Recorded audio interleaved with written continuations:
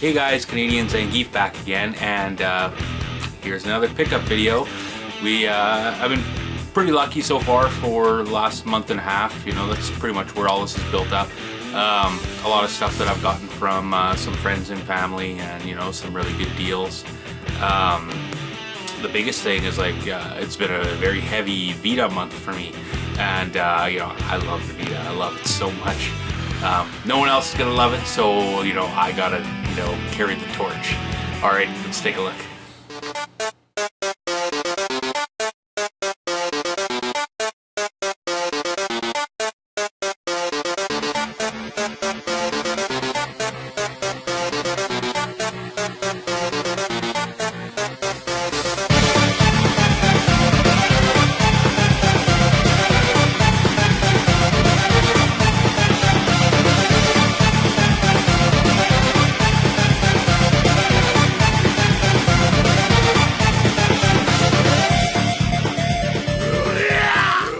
So first off, I got something just to kind of complete a little bit of the collection.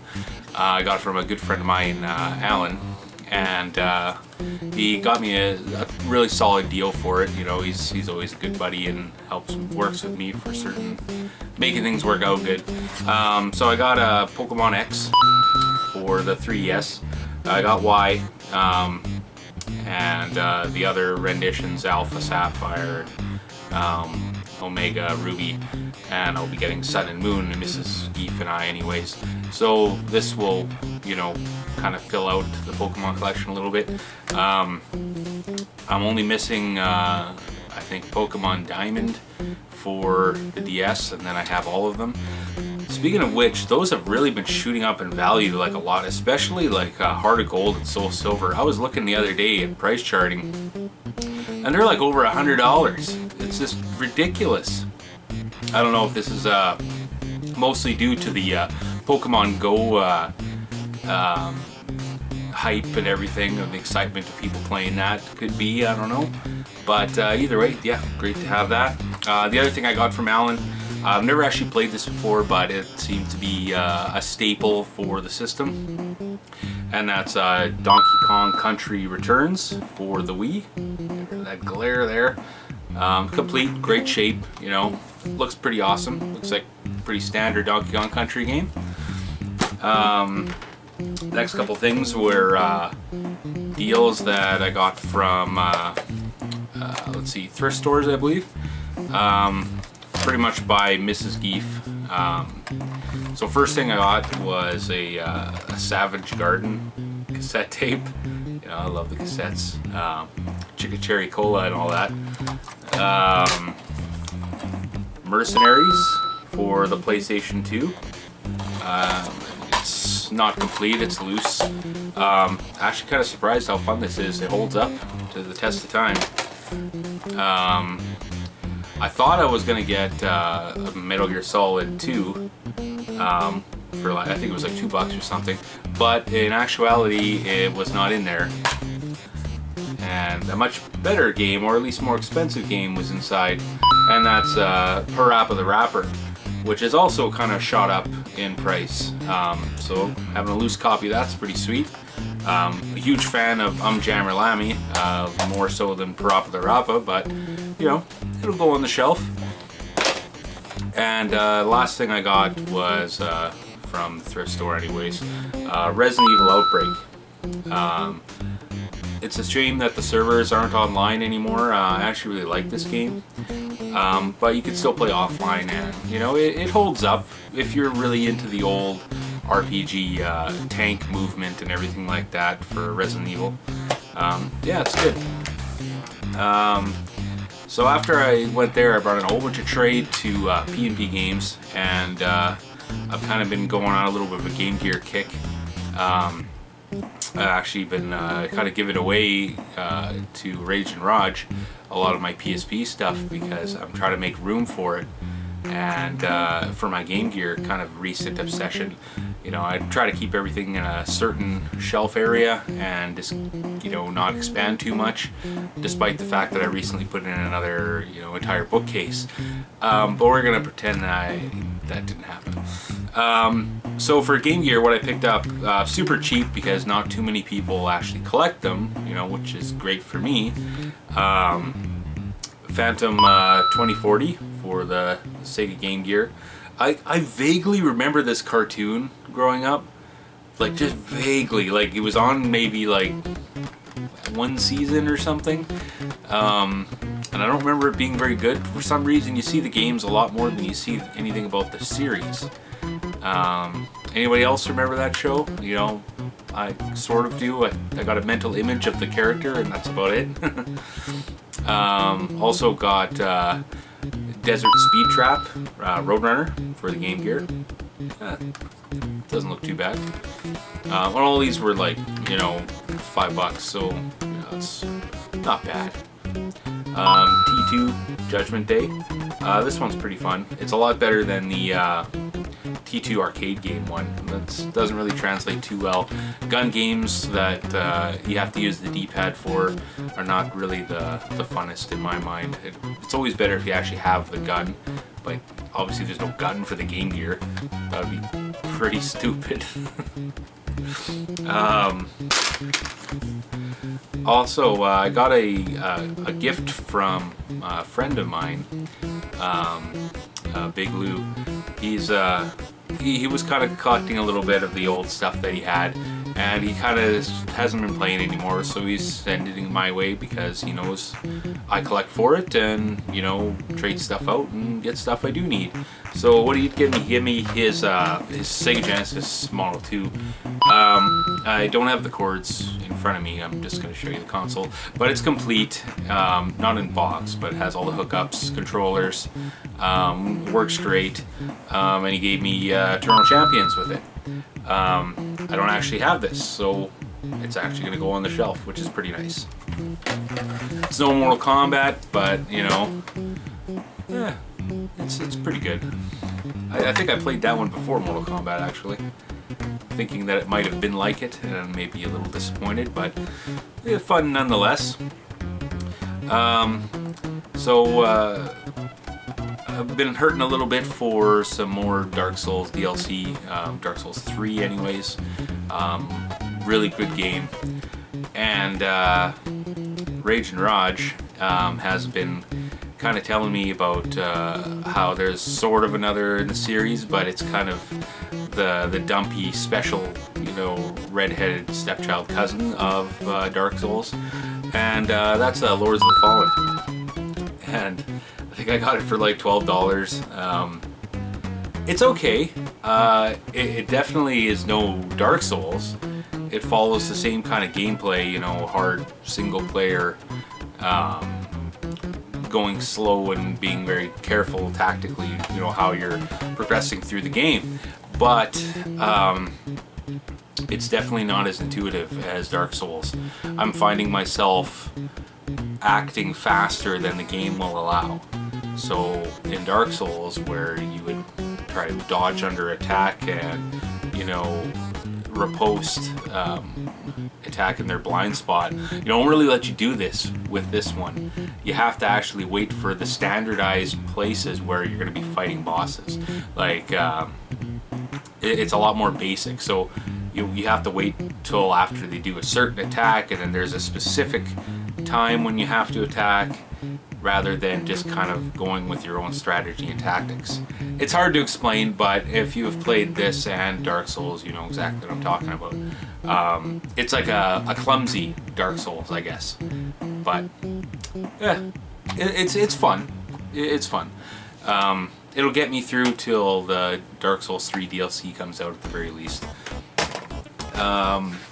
My mother-in-law actually stopped by a garage sale when she was out in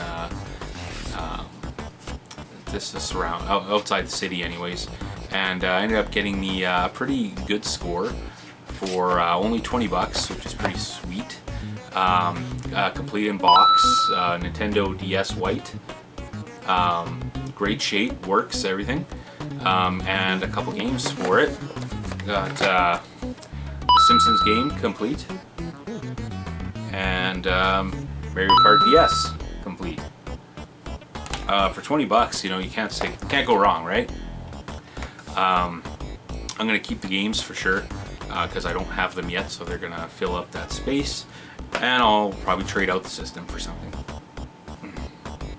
Now, my Vita haul that I've kind of been accumulating. I've just been finding like a lot of used Vita stuff recently, for really acceptable, like cheap prices, and importing a little bit too, also for cheap prices, and just having a blast with them. So I'm just gonna kind of go through them fast, yeah, some of these I've done a reproduction cover because I got them loose, and I've not too terribly long ago. I can't remember if I showed it on video or not, but I got a big stack of empty Vita cases, which works out great for me because, you know, I love the Vita.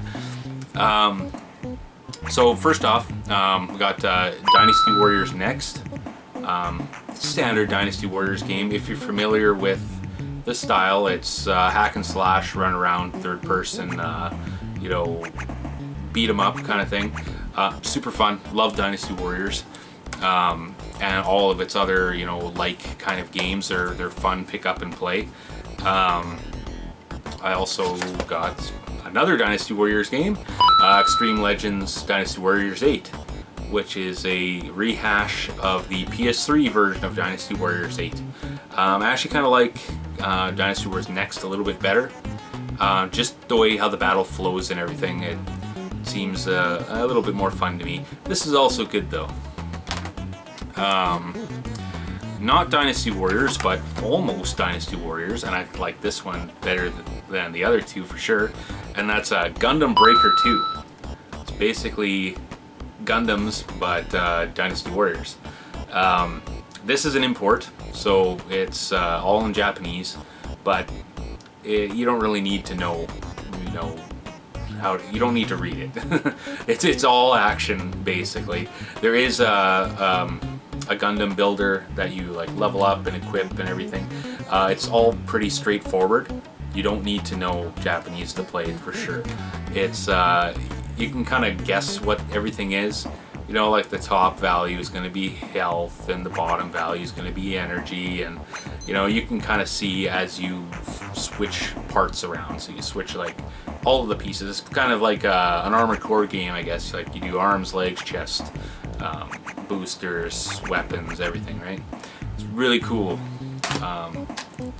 And I'm actually looking forward to playing some of the others in the series as well. I believe Gundam Breaker 3 just came out recently, and looking to import the first one as well, just so I can have the whole set. That'd be pretty sweet. Picked this up for $5 off Kijiji. Army Corps of Hell. I think this was one of the games that came out in North America that released with the Vita originally. So it's kind of old, it's a little bit dated.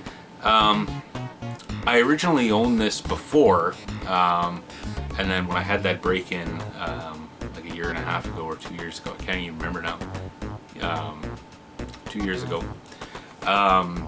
it ended up going away. So I got it again now, $5, pretty good. It's not the best game in the world, you know. It's kind of like a cheesy little army sim, I guess. You have your main character, which is this demon guy, and you have little goblin minions that you can kind of control and send towards, you know, to fight through your objective and everything. Maybe Goblin Commander would be a good example, I suppose. Maybe not. It's okay. If you can get it cheap, it's not bad. Or if you just got a thing for Vita, you know, it's good to pick up. Next one I grabbed was PlayStation All-Stars Battle Royale for the Vita. It's like a poor man's Sony Smash Brothers. That's about it. It's not bad though. I think I got it for like $8 or something from EB Games used. Mind Equals Zero for the PS Vita, another EB Games used under $10. It's your standard kind of RPG. It's kind of different, you know. I'd say it's not an A-list RPG. It's definitely B-list. Maybe a little into the C, but I've played it a bit. It seems okay. It's not no Atlas game, that's for sure. This one was next one was a little bit off. I wasn't quite sure what I was getting when I picked it up, and you know, there's a lot of strange RPGs for the Vita, so it's a lot of exploratory, you know, kind of finding and choosing kind of here. So Xplay's code Embryo for the Vita. This is actually like a visual novel or a visual manga or whatever. So you just pretty much put it in and watch it like a movie pretty much. But it was, for brand new, I got it like $14.99, and that's sticker price. So I knew something was up, but I just can't say no to the Vita for a decent price anyways. It's a lot of the new stuff that go out in retail, at least Canadian anyways, are reaching the $49.99 sticker price, and that's ridiculous. For a dying system, I hate to say it, but it is a dying system in North America. I refuse to pay anything like that. In general principle, I won't pay more than $25 for the most desirable titles that I want for the Vita. I'll wait for it to come down again or be used or something. Next up, got these from, who did I get it from? A local retro seller named Retro B. It looks like he's just starting to do it now. He's got a Facebook page, and it's just for local deals and stuff. But you know, he worked with me, and it was pretty solid. He got me a great deal. It ended up being about $7.50 a piece for these next two, which is, you know, I'm very happy with. Little Big Planet for the PS Vita. You know, standard platformer, fun little game. And Gravity Rush for the PS Vita, another early on launch title for the Vita that have always kind of been avoided me. Watched tons of reviews on it. I've seen lots of gameplay. It looks really fun. I don't remember if you have to use the pick up your Vita and move it around as you play, or if you can just use the controls or not. I'm really hoping so, because I'm not really down with the motion games too much, but looks pretty cool. I'm excited to actually try it. Picked this one up actually new and sealed. I can't remember, I think it was at P&P Games, I'm pretty sure, and that's Wipeout 2048 for the PS Vita. Super fun. I'm a huge fan of Wipeout XL, especially when it released for PlayStation 1. The music and the speed of the racing was great, and this looks like it's quite the spiritual successor to it. I know they kind of changed the style a little bit as they went along with the Wipeout games, but this one looks pretty, I guess spiritual successor is a wrong choice of words. I guess just an acceptable successor in my eyes anyways. And the last PS Vita game that I got is another import. I got this one really cheap, sent right from Japan, and that's God Eater 2 for the PlayStation Vita. Another hack and slash, you know, level up, grind up kind of game. I suspect I'm not gonna need to know too much English for this one. Just enemies over there, go kill them, you know. Not too much story, because I'm pretty sure it's pretty grindy, maybe even like a little bit like Monster Hunter, with a little bit less crafting, my understanding is. But looks pretty sweet. I'm excited to try it as soon as I'm done with Gundam Breaker 2. I can't put that game down right now. But that's all I got for today. Thank you for watching, and we'll catch you next time. Cheers.